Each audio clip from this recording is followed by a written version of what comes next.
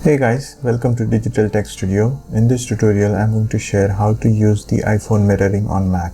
So in order to use the iPhone mirroring, what you need to do is you need to ensure that the Apple ID that you are using is signed in with the same account on both the devices. So you can just go click on this Apple logo, go to System Settings and check if the Apple ID or Apple account that you have on the Mac is same as in your iPhone. Once you have same account on both the devices, you can just go and open the iPhone mirroring.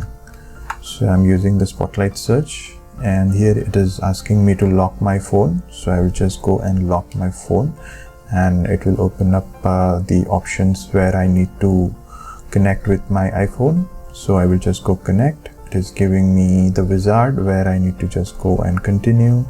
And it is asking me to enter my passcode here on my iPhone. So I will just enter the passcode to verify and trust this device and allow the notifications and get started. So iPhone mirroring has started. So this is exactly my iPhone looks on my device.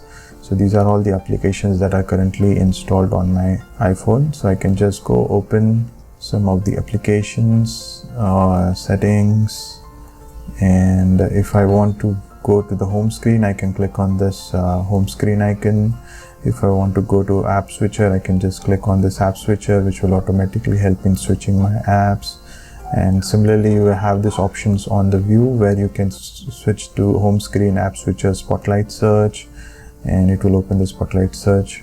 And if I want to enlarge the screen, I can just go select the larger screen and it will open the larger iPhone mirroring screen. And similarly, I can go to the smaller version, which will open the smaller version. So you can do all kind of stuff in the iPhone mirroring that you would do on your actual iPhone. So in this way, you can set up and use the iPhone mirroring on Mac. I hope you find this video helpful. Please hit the like button and subscribe if you haven't already. Thank you for watching. See you in the next one.